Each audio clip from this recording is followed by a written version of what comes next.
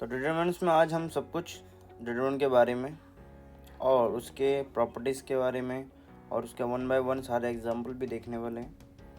तो make sure आप पूरा वीडियो देखें ताकि आपको एक एक प्रॉपर्टी समझ में आ जाए, क्योंकि मैं एक एक करके प्रॉपर्टीज सारी बता दूंगा। उसके बाद जाकर फिर से जो इम्पोर्टेंट है उसको फिर से हम डिस्कस करने वाले हैं, तो आप इसका ज़रूर ध्यान रखें। मैं उसका 2 बार अभी करवाने वाला हूँ, इसी वीडियो में पूरा होने वाला है वो सारा कुछ। तो आप जब अगर चैनल पर नए हो तो मेक श्योर लाइक से सब्सक्राइब ज़रूर कर लेना। तो सबसे पहले आते हैं हम डिटरमिनेंट्स के बारे में। डिटरमिनेंट्स क्या होता है? हम सारे मैट्रिक्स को डिटरमिनेंट्स नहीं बोलते, हम सिर्फ जो स्क्वायर मैट्रिक्स होते हैं उन्हीं को हम डिटरमिनेंट्स बोलते हैं।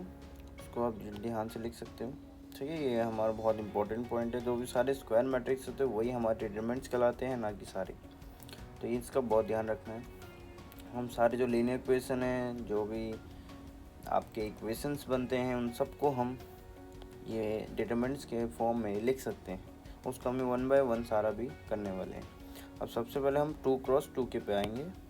2x2 में कैसे हम निकालते हैं वैल्यूज़ निकालते हैं। तो डिटरमिनेंट्स 2x2 का है तो क्या होगा हमारा, तो आपको a को d से मल्टीप्लाई करना है, फिर उसका c को b से मल्टीप्लाई करना है, ना कि c को b से फिर माइनस का साइन फिर a को d से। ऐसा बिल्कुल भी नहीं करना है आपको, ये ध्यान रखना। जिस पैटर्न में मैं बता रहा हूँ उसी पैटर्न में आपको याद करना है इनको। और ये माइनस का साइन कहाँ से आया मैं हम 3x3 में भी जानने वाले हैं। तो अब आगे हम 3x3 पर सिंपली अगर हम चाहे तो ऐसे करके हम कर सकते हैं। जो बीच में आता है उसको बाहर लिख देते हैं हम, ठीक है। हम डिटरमिनेंट्स को किसी भी रो कॉलम से हम ऐसे चाहे ऐसे भी निकाल सकते हैं, ठीक है। और या तो यहाँ से चाहे तो ऐसे भी निकाल सकते हैं हम। किसी भी रो कॉलम से हम अगर निकालें तो कोई फ़र्क नहीं पड़ता हमारा। अगर मुझे कॉलम से निकालना पड़ा तो आप ऐसे ऐसे करके निकालेंगे। ये कॉलम का एक हो गया, ये दूसरा हो गया और ये तीसरा हो गया, ठीक है। अब जैसे भी निकाले कॉलम से रो से कोई फ़र्क नहीं पड़ने वाला है आपको, क्योंकि सबसे सेम ही आंसर आता है। हम ये अभी प्रॉपर्टी में भी पढ़ेंगे और इसमें अभी मैं ट्रिक भी बताने वाला हूँ आपको, ताकि आपके जो क्वेश्चन है वो जल्दी से जल्दी होने लग जाए और आपको बिल्कुल भी दिक्कत ना हो इसमें। तो सबसे पहले ये वाला मेथड हम डिस्कस करेंगे अभी। ये वाला मेथड में क्या है, हमने ऐसे किया पहले, तो a को यहाँ लिख दिया, मतलब a बाहर रहेगा, ठीक है। और ये जो कौन से पोजीशन पे, ये a 1 पोजीशन पे है, तो इसलिए यहाँ पर माइनस की 1 की पावर क्या हो जाएगी, 1 प्लस 1 हो गया, मतलब 2। इवन है इसलिए यहाँ पर क्या है, प्लस का साइन है। यहाँ पर देख सकते हैं आप, यहाँ पर प्लस का साइन है और b में यहाँ पर माइनस का साइन आ रहा है। मतलब इसकी पोजीशन क्या है, जो b है आपका, ये a 1 2 पोजीशन पे है। एलिमेंट्स की पोजीशन क्या है, 1 2, मीन्स माइनस 1 की पावर 1 प्लस 2, तो ये हो गया 3 हो गया, मीन्स ये हो गया ऑड में, इसलिए माइनस भी जाता है। तो वैसे ही हमने जो भी ऐसे ये हो गया, फिर उसका इसको इससे मल्टीप्लाई किया। फिर ये आपको यहाँ पर 2x2 को एक हमें वो मिल गया, क्या मिल गया, एक डिटरमिनेंट्स मिल गया है। तो उसी को वैसे ही हम जैसे 2x2 को करते थे वैसे ही हमने यहाँ पर सॉल्व किया है। तो 1 बाय 1 हमने ऐसे करके लिखा। पहले -1 की पावर यहाँ 1 प्लस 1 हुआ, फिर उसका a लिख दिया आपने, फिर e, ठीक है। e को फिर यहाँ से मल्टीप्लाई i से किया, फिर उसका माइनस का साइन लगा दो, फिर उसका h को f से मल्टीप्लाई करो, h को f से मल्टीप्लाई किया, तो ऐसे हो गया आपका, क्लियर। फिर माइनस का साइन लगाना है आपको, ठीक है। ये आप याद भी कर सकते हो, या तो अब ऐसे करके याद करो। पहले तो प्लस का साइन लगा दिया आपने, फिर उसके -1 लिखा, फिर इसकी पावर क्या होगी, जो उसकी पोजीशन होगी। हम अभी पहले रो से कर रहे हैं तो इसलिए हम वही करने वाले हैं अभी, देख लो। ऐसे किया हमने, ठीक है। तो b आ गया। तो b जो है हमारे a 1 2 पोजीशन, जो b है आपका वो a 1 2 पोजीशन पे, तो इसलिए 1 प्लस 2 कर दिया हमने। तो 1 प्लस 2 करने के बाद हमारा क्या हुआ, यहाँ b लिख सकते हैं आप। फिर उसके बाद सेम टू सेम जो भी आपका बच गया, ये डिटरमिनेंट्स बच गया आपका। तो d i से मल्टीप्लाई होगा और g f से मल्टीप्लाई होगा, बीच में माइनस का साइन आने वाला है, ठीक है। ऐसे ही 1 बाय 1 हमने सी का भी कर लिया। सी देख सकते हैं आप कौन से पोजीशन पे है ये, तो -1 की पावर 1 + 3 मतलब E1 हो गया। सी लिख दो, फिर उसका DH -EG लिख दिया। आई होप सबको समझ में आया है। ये तो था आपका लॉन्ग मेथड जो आपको पढ़ाया जाता है।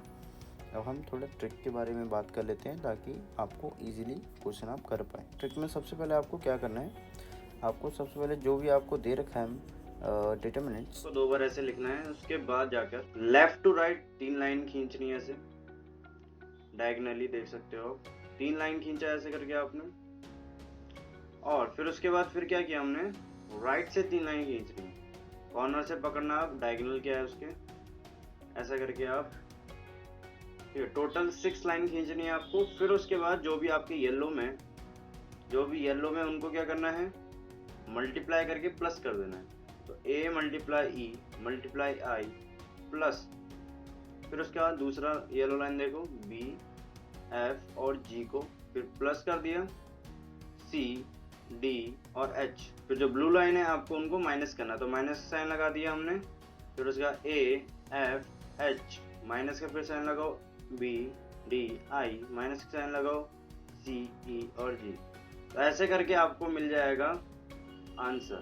ठीक है, तो ये है डायरेक्ट ट्रिक है आपका। तो इसको आप लिख लो अच्छे से या स्क्रीनशॉट ले लो, ये बहुत इंपॉर्टेंट है। तो ये इससे आप जल्दी से आप किसी की भी वैल्यू फाइंड आउट कर सकते हैं। तो अब बढ़ते हैं नेक्स्ट में। तो सबसे पहले हम पहला प्रॉपर्टी पढ़ते हैं, ये इसमें बोल क्या रहा है। तो सबसे पहले प्रॉपर्टी हमारा determines evaluate across any row और कॉलम इज सेम। अभी मैंने बताया था आपको, आप भी रो से निकालो कॉलम से निकालो, आपका आंसर क्या आने वाला है, सेम आने वाला है। तो वही पहला हमारा प्रॉपर्टी है। फिर दूसरा प्रॉपर्टी आता है हमारा, अगर सारे एलिमेंट जो होते हैं या तो रो के या तो कॉलम के वो 0 हो जाते हैं तो क्या हो जाएगा, वो हमारा 0 होने वाला है उसका जो वैल्यू है। देख सकते हो आप, समझ यहाँ तो ये एक रो पूरी क्या हो गई हमारी 0 हो जाए या कॉलम पूरा 0 हो जाए। ठीक है, यहाँ पर कुछ भी ABCDEF हो सकता है आपका। क्लियर, ये हमारा क्या हो गया है, रो सारे 0 हो गए तो इसका आंसर हमें 0 ही मिलेगा। तो इसमें कोई भी आपको कैलकुलेशन करने का जरूरत नहीं है, आपको सिर्फ डायरेक्ट क्या लिखना है, 0 लिखना है। तो थर्ड प्रॉपर्टी क्या बोल रही है हमारी, determine of the identity matrix IN is 1। तो कोई भी आइडेंटिटी मैट्रिक्स है, उनके जो एलिमेंट्स आपके जो डायगोनल्स होते हैं वो क्या होता है, 1 होता है, और सारे एलिमेंट्स क्या होते हैं, 0 उसके अलावा। तो ये होता है हमारा आइडेंटिटी एलिमेंट्स। तो ये 3x3 का आइडेंटिटी मैट्रिक्स है। वैसे ही सारे जो भी हमारे 2x2 का हो, 4x4 का, सबका हमारा क्या होने वाला है, आंसर 1 होने वाला है। तो अब डायरेक्टली इसका आंसर हम 1 लिख देंगे विदाउट कैलकुलेशन से। तो अब बढ़ते हैं फोर्थ वाले प्रॉपर्टी के ऊपर। अब आ जाते हैं हम फोर्थ प्रॉपर्टी के ऊपर। तो फोर्थ प्रॉपर्टी क्या है हमारी, अगर हम रो और कॉलम को क्या करते हैं, इंटरचेंज, मतलब हम ट्रांसपोज कर देते हैं, तो कोई भी उसकी वैल्यू में कोई फर्क नहीं पड़ने वाला, ये आपको ध्यान रखना है। तो कोई वैल्यू में क्या है हमारा फर्क नहीं पड़ेगा, आंसर सेम ही रहने वाला है। देख सकते हो डिटरमिनेंट और उसका ट्रांसपोज का डिटरमिनेंट भी सेम ही होगा, तो आंसर क्या होने वाला है, सेम।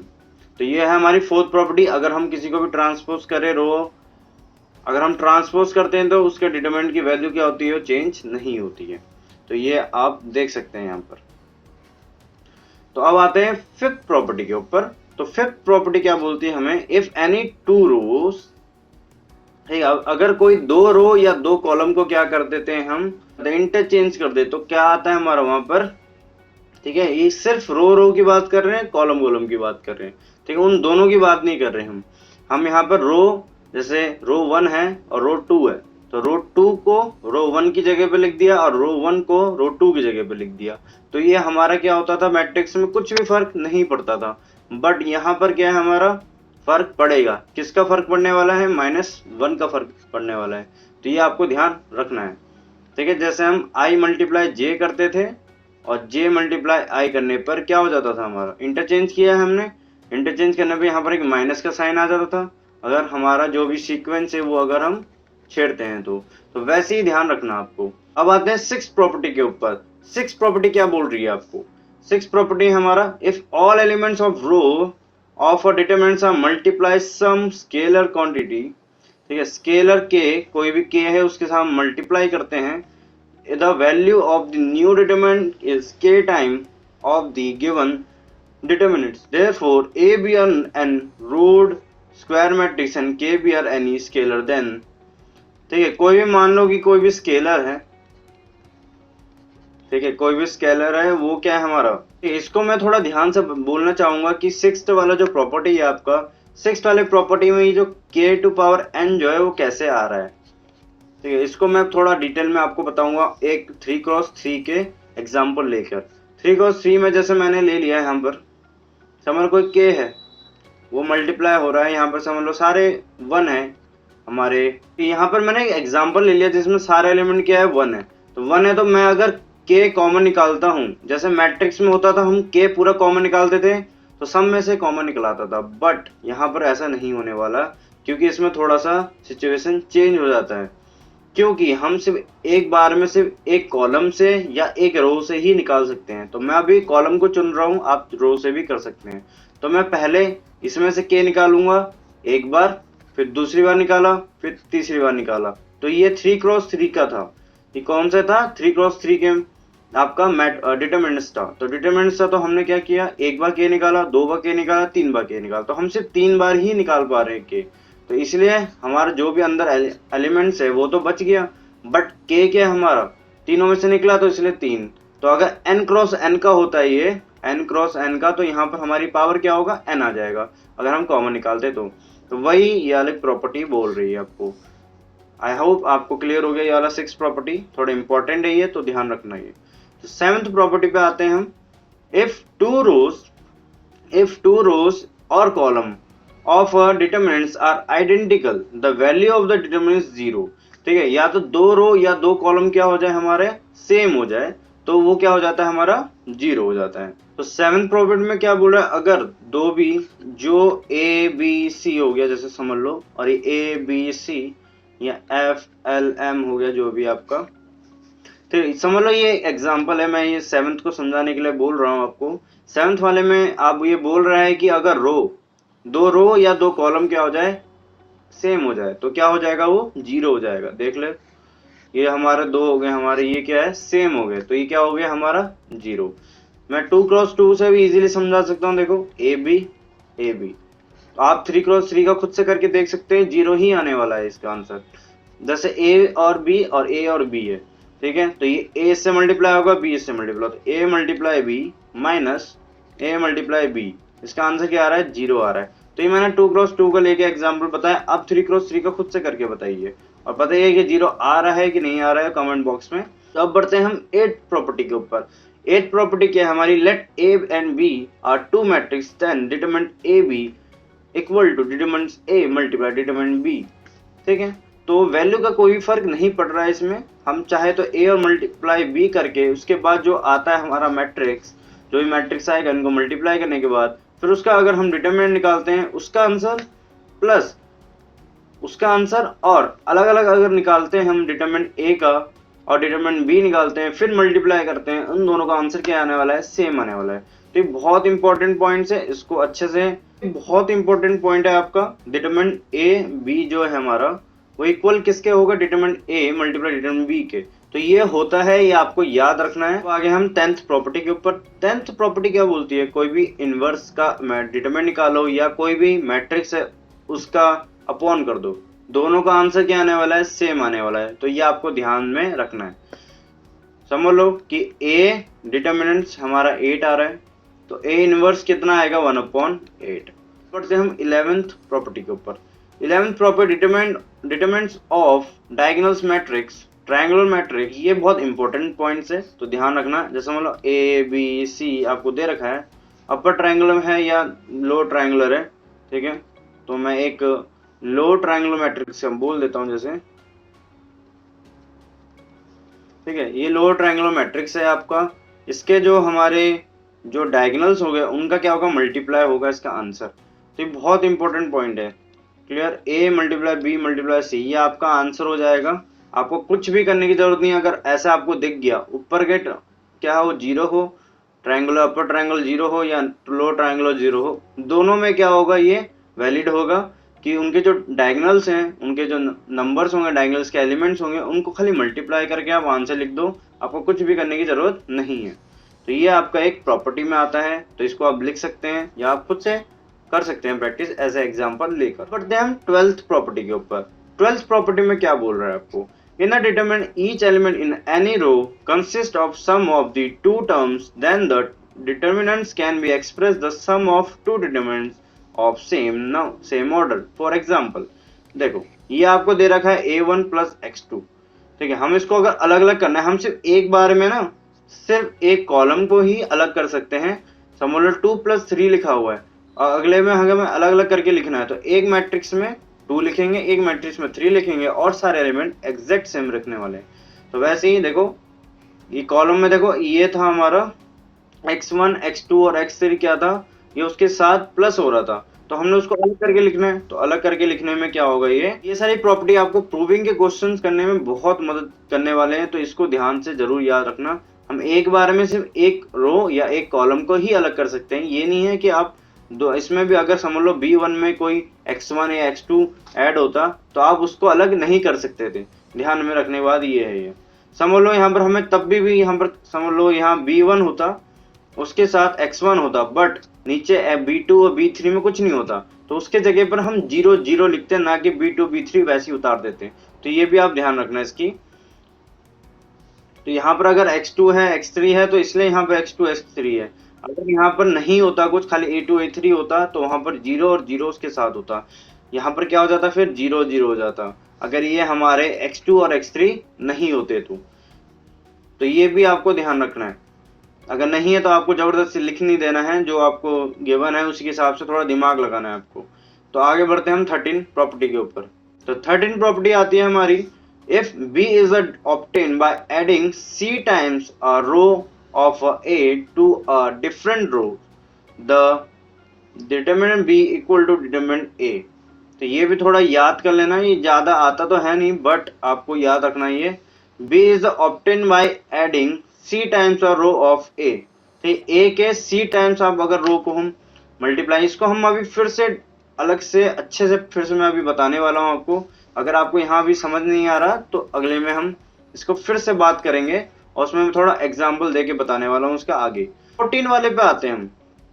14 में क्या है, कोई भी एडजेसेंट है आपका, ठीक है, एक एडजेसेंट, दो एडजेसेंट, तीन एडजेसेंट, ये सब हमारे जेई के क्वेश्चन में आते हैं। तो अगर nth नंबर ऑफ एडजेसेंट है तब क्या होगा, तब हमारा आंसर क्या होने वाला, एक एडजेसेंट होगा तो a डिटरमिनेंट की पावर n-1 होने वाली है। बट अगर हमारे पास nth नंबर ऑफ एडजेसेंट हुआ तो तब हमारा a डिटरमिनेंट से उसकी पावर n-1 की पावर n होने वाली है, ठीक है। n टाइम आपके अगर एडजेसेंट हुए तो इसकी पावर क्या हो जाएगी, n। यहाँ पर 2 बार था इसलिए इसकी पावर कितनी है, 2। 2 बार मल्टीप्लाई हो रहा है, 2 बार मल्टीप्लाई हो रहा है n-1, वैसे n टाइम्स होंगे तो n-1 की पावर n हो जाएगी। अब थोड़े से हम इम्पोर्टेंट प्रॉपर्टीज को अच्छे से डिस्कस करेंगे। जो भी हमने अभी पढ़े उन्हीं में से मैंने कुछ इंपॉर्टेंस निकाले और फिर उसी को मैं फिर से बताने वाला हूँ, ताकि आपको ये वाले याद है। ये इंपॉर्टेंस है बहुत, आपको बोर्ड में अच्छे नंबर लाने में मदद करेंगे, तो इसलिए इसको तो जरूर याद रखना, भले ही सारे याद ना रखो। इसमें क्या बोल रहे हैं हम, सबसे इम्पोर्टेंट जो है हमारा, अगर एलिमेंट्स क्या हो जाते हैं, सेम हो जाते हैं या प्रोपोर्शनल हो जाते हैं तो हमारा आंसर क्या आने वाला है, 0 हो जाता है। तो ये आपको थोड़ा ध्यान में रखने की बात है, क्योंकि जो कॉमन चीज होती है एक रो में वो तो कॉमन निकाल लिया हमने, फिर उसके बाद जो अंदर अगर 0 हो जाता है तो बाहर से कितनी बड़ी वैल्यू हो कोई फर्क नहीं पड़ने वाला, ठीक है। अगर दो भी हमारे सेम हो, समझ लो यहाँ पर 2 कॉमन आ गया और डिटरमिनेंट अंदर हमारी क्या आ जाती है, 0 आ जाती है वैल्यू, तो इसका आंसर हमारा 0 आने वाला है, ना कि 2। तो इसका आपको ध्यान में रखने की वाली बात है। आपका A B C हो या 2A 2B 2C हो, यहाँ E F G हो सकता है अंदर, तब भी आंसर क्या आने वाला है, 0। तो ये आपको ध्यान में रखने की बात है। अब आता है स्विचिंग प्रॉपर्टी। ये तो आपको याद रखना ही है कि अगर स्विच करते हैं तो एक माइनस का साइन आ जाता है, रो को दूसरे रो से अगर हम स्विच कर देते हैं तो ये हमारा क्या आएगा, माइनस का साइन। तो ये भी बहुत इंपॉर्टेंट प्रॉपर्टी है। अब आता है स्केलर मल्टीपल प्रॉपर्टी, ठीक है। स्केलर मल्टी प्रॉपर्टी क्या होती है, कोई भी हमें 2 अगर मल्टीप्लाई करना है तो एक रो में ही हमारा मल्टीप्लाई होगा या एक कॉलम में ही मल्टीप्लाई होगा। तो कॉमन निकालने के टाइम भी हम एक रो से या एक कॉलम से ही निकाल पाते हैं, ना कि सब से निकाल लेंगे जैसे मैट्रिक्स में हुआ करता था। तो ये भी आपको ध्यान में रखना है कि अगर समझ लो ABC लिखा हुआ है यहाँ पर, तो ये DEFGHI समझ लो ऐसे कोई भी एक मैट्रिक्स दे रखा है, डिटरमिनेंट दे रखा है, समझ लो यहाँ पर कोई डिटरमिनेंट दे रखा है, तो ये 2 कहाँ से मल्टीप्लाई होगा, ये हमारा इन सब से होने वाला है, यहाँ पर 2 आ जाएगा, ना कि सबसे होने वाला है, ना कि इन सबसे होगा। तो ध्यान रखना इसमें कि एक रो या एक कॉलम से ही मल्टीप्लाई होता है, कॉमन भी एक कॉलम या रो से ही निकाला जाता है। तो ये आपको बहुत इंपॉर्टेंट है, तो याद रखना है इसको। तो इनवेरिएंस प्रॉपर्टी, इसी को मैं बोल रहा था कि आपको मैं फिर से बताने वाला हूँ कि A1 A2 A3 दे रखा है, B1 B2 B3 C1 C2 C3 दे रखा है, समझ लो कोई भी एक डिटरमिनेंट दे रखा है, डिटरमिनेंट दे रखा है, तो क्या करेंगे हम अल्फा टाइम बीटा टाइम्स, अगर हम कोई भी 2 कॉलम्स है उनका अल्फा टाइम बीटा टाइम करके प्लस कर देते हैं, A equal to determinant B बोल देते हैं वहां पर, ठीक है। वही चीज है कि B जो है हमारे ये है, B हमारा ये पूरा जो मैट्रिक्स है हमारा राइट साइड में, ये हमारा B वाला मैट्रिक्स है, अगर हम अल्फा टाइम बीटा टाइम करके प्लस कर दें, ठीक है, दूसरे C2 C3 कॉलम को क्या कर दें अल्फा टाइम बीटा टाइम करके प्लस कर दें, तो तब भी आंसर क्या है सेम होने वाला है, कोई भी चेंज नहीं होने वाला है। तो ये भी आपको रखना है याद ध्यान में, और अच्छे से लिख लेना इनको, ये प्रॉपर्टी बहुत जगह काम आ जाती है। अब है सम प्रॉपर्टी, ये इसको तो भूलना नहीं है बिल्कुल भी आपको, ये सम वाले होते हैं, उनके साथ जो होते हैं उनको अलग अलग करके हम लिख सकते हैं सिर्फ एक पर्टिकुलर रो या एक पर्टिकुलर कॉलम में। अगर यहाँ पर कुछ नहीं होता B2 और B3 की जगह पर, यहाँ पर हमारा यहाँ 0 होने वाला था, फिर 0 0 यहाँ लिख देते हैं। तो बस इसको थोड़ा सा याद रखो। है फैक्टर प्रॉपर्टी, ठीक है, factor property, if a determinant become 0 when we put x equal to a, then the x minus a is a factor of, ठीक है, बेसिक फैक्टर की प्रॉपर्टी है आपकी, कोई भी डिटरमिनेंट है उसमें अगर a पुट करने पर क्या आ जाता है 0 हो जाता है, 0 आ जाता है, तो क्या बोलेंगे हम उसको फैक्टर बोल देंगे कि x माइनस ए क्या हो गया उसका फैक्टर हो गया, जैसे हम पॉलिनोमियल्स में करते थे। ये ट्रायंगल प्रॉपर्टी है, वही अपर ट्रायंगल और लोअर ट्रायंगल की बात की गई है। यहाँ अपर ट्रायंगल में क्या है हमारा और लोअर ट्रायंगल में क्या है, तो मैंने इसमें आपको बताया था कि इसके जो डायगोनल्स होते हैं इनको मल्टीप्लाई कर लो, आपका आंसर आ जाएगा। ये लास्ट है हमारा बस area of triangle. Area of triangle क्या होता है उसी को हमने डिटरमिनेंट के फॉर्म में लिख दिया, जहां पर वैल्यू है वेरिएबल्स हैं और वैल्यू निकालने पड़ते हैं, उन सबको हम डिटरमिनेंट के फॉर्म में लिख सकते हैं, सारे फॉर्मूले को लिख सकते हैं, खाली इसी को नहीं। आपके में अभी इतना ही है कि ट्रायंगल का करना है, तो ट्रायंगल का देख सकते हो आप, 3 पॉइंट दे दिया आपको और उसका ट्रायंगल प्रूव करना है। इसमें कोलिनियर क्वेश्चन बनते हैं, कोलिनियर है कि नहीं, तो अगर 0 आ जाए एरिया तो कोलिनियर है, अगर नहीं आता तो वो कोलिनियर नहीं है। तो बस यही आपका क्वेश्चन है, तो वही है, ये आपको याद था पहले से, और ये वाला क्या है डिटरमिनेंट के फॉर्म में दे रखा है, बस इसको आपको याद करना है। तो ये कुछ क्वेश्चन है आपके लिए।